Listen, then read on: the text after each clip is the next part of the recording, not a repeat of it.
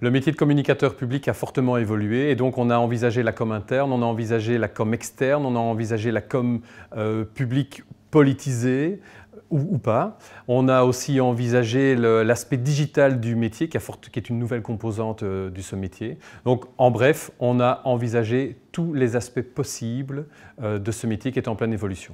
Le communicateur idéal, c'est une équipe de communicateurs qui doivent pouvoir concilier énormément de choses. Pouvoir créer de la transversalité dans nos organisations, c'est un des défis importants pour nous, c'est de fonctionner comme une organisation et pas comme une addition de services cloisonnés. Et là, le communicateur a un rôle très important à jouer en termes de transmission d'informations, en termes de mobilisation autour d'une dynamique commune. Il doit vraiment venir là en soutien du management. Aujourd'hui, le monde digital dans lequel on vit a un impact assez important pour les communicants. Ils font face à un citoyen qui est connecté en permanence, qui est sur les médias sociaux, qui est mobile, qui a Internet mobile.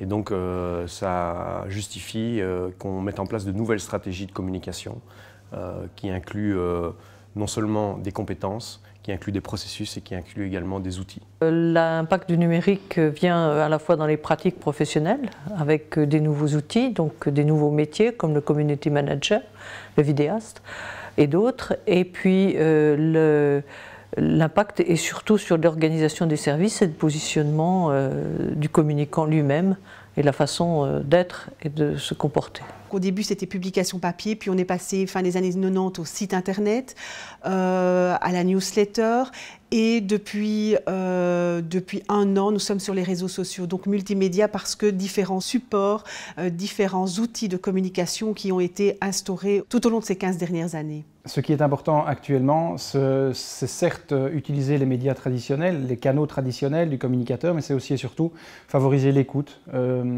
le travail de terrain, aller à la rencontre des gens sur place, sur le terrain de leur travail, les écouter, les entendre, les écouter surtout, puisque effectivement le personnel qui est écouté est un personnel qui est respecté, et s'il est respecté, il détermine à partir de là un engagement au sein de son espace de travail, et forcément c'est bénéfique pour l'institution, pour la structure qui l'engage. Connaître nos cibles, c'est les interroger, donc c'est faire des groupes de discussion par exemple, pour connaître un petit peu leurs attentes et leurs besoins par rapport à nos services, c'est les interroger sur leurs attentes par rapport à un site internet. Donc quand nous avons refait notre site internet, nous avons fait des groupes de discussion pour un petit peu comprendre les attentes de nos citoyens bruxellois. Les ordres viennent exclusivement des cabinets et que les fonctionnaires de communication qui sont des experts, qui sont des professionnels dans leur domaine, sont en fait soumis à une autorité en absence totale de dialogue. Ce qui est important pour que la communication publique évolue, pour qu'elle se passe bien dans les prochaines années, c'est qu'on aille vraiment vers un partenariat où on peut discuter, où le politique, le cabinet